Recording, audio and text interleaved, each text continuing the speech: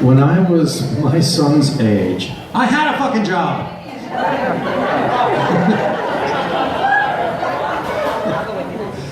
I really did. I ran away from home when I was 17 years old. A lot of you already know this story. And there's a particular song that I'm going to sing, and before I sing the song, I very often tell the story about how I ran away from this suburban, shitty town in New Jersey because I was...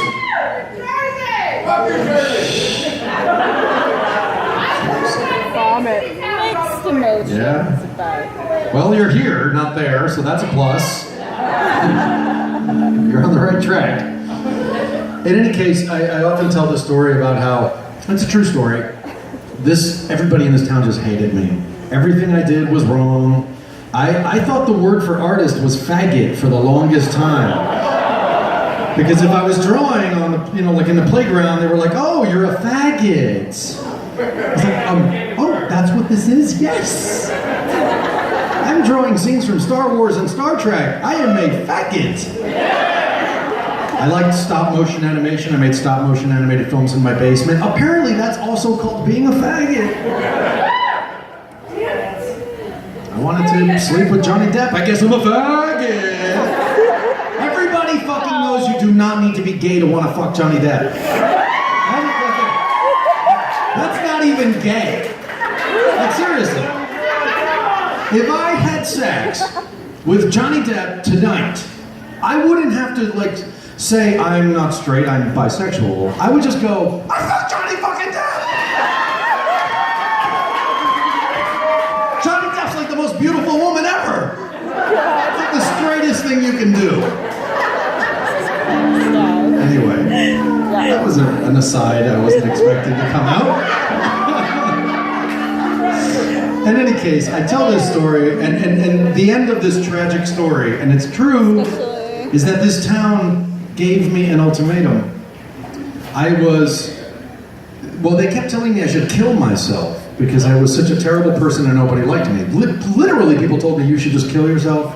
Nobody likes you, your parents don't like you, the school doesn't like you, we don't like you, just fucking kill yourself. Do yourself and the entire world a favor. And I thought that maybe I should. Yeah, and then I had a revelation. And I thought, how about instead of killing myself, I don't know, get the fuck out of this stupid town. So I ran away from home when I was 17 years old and I went to New York City. And from the moment my fucking pointy boots touched New York City soil, or as we call it, concrete, everything changed. People were like, oh my God, who are you? You have such an interesting look. Are you an actor? Are you a musician? Can I take your picture? Wait, you make stop motion animated films? That's fascinating. I was like, fascinating? That doesn't even sound like faggot. It's like a completely different fucking word. A whole bunch of other letters in it. My life completely changed. It completely changed. But here's the part of the story I don't tell, and because I think I've told this story so many times, I feel like I should let you in on another part of this story that you may not already know.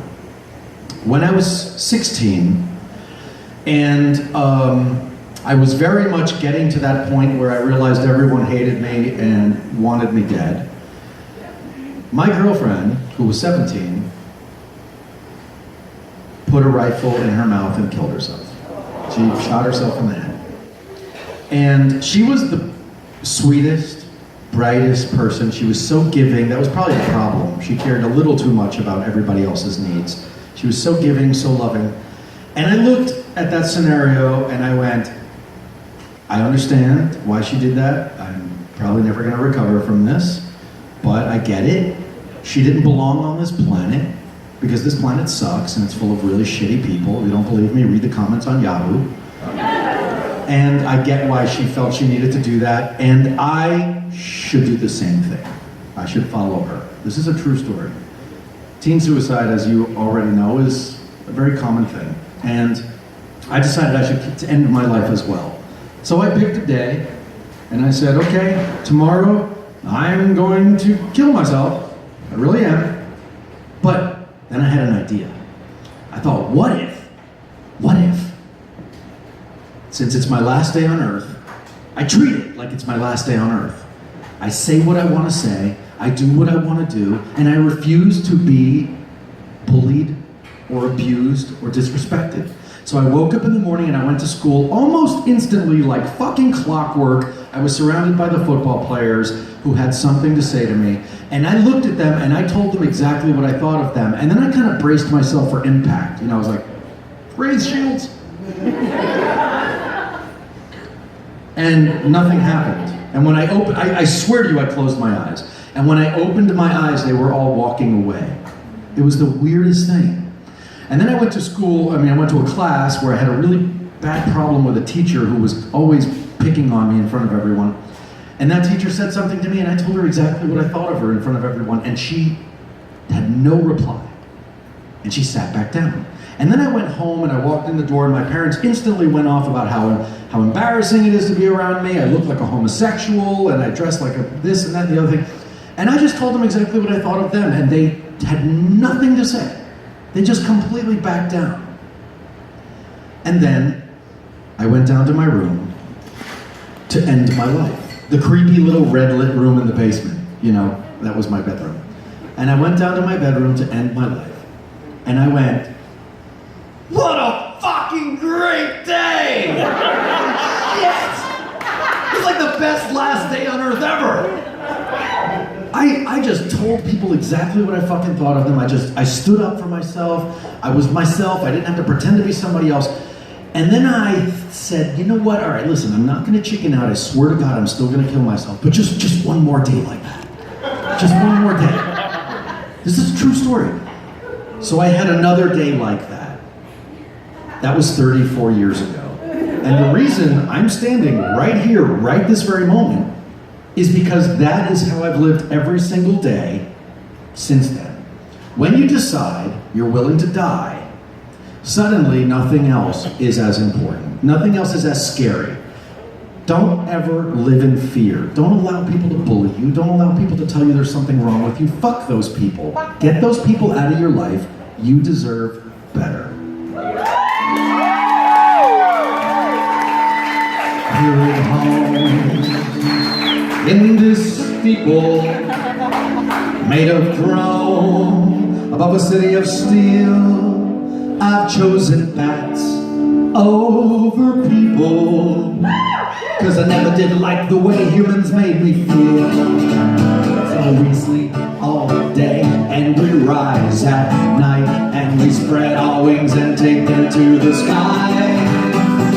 People all stop and stare and say, why you gotta be like that? I just look them in the eye and tell them I was raised by bats.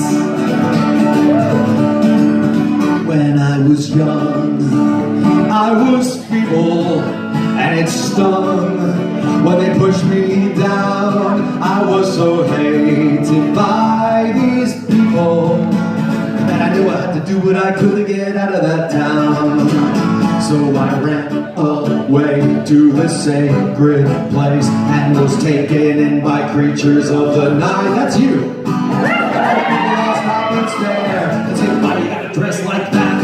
I just look them in the eye and tell them I was raised by bats. When the people all stop and stare and say, why you gotta be like that? I just look them in the eye and tell them I was raised by bats. Those dark days seem far away. I've risen to a better place. So do like me, follow the dream like that. Just throw your own life away, get raised by bats.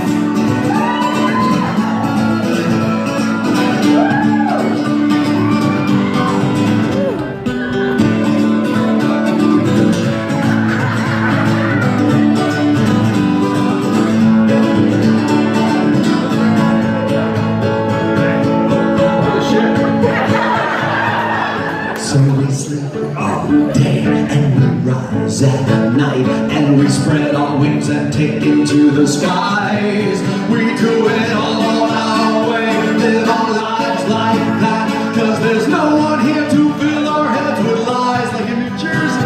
And when the people all stop and stare and say, why you gotta be like that? When the people all stop and stare and say, why you gotta dress like that?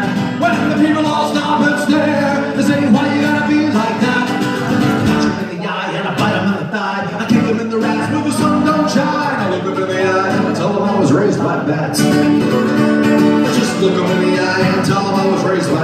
I was raised by that. I was raised by black men.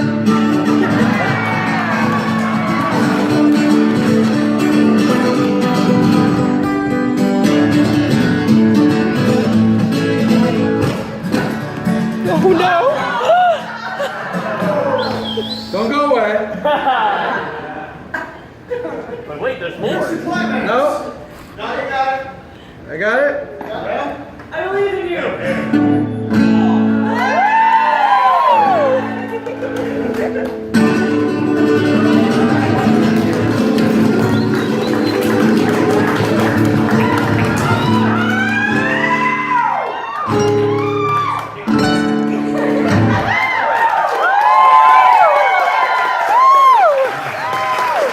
What a way to prolong the climax.